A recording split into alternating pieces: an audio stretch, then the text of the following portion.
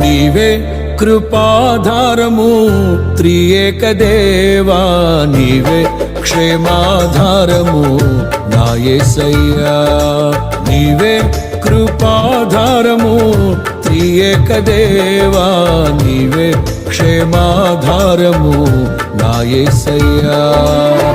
నూతన బలమును నవనూతన కృపను, నూతన బలమును నవనూతన కృపను నేటి వరకు దయచేయుచున్నావు. నిన్నే ఆరాధింతును పరిశుద్ధుడా.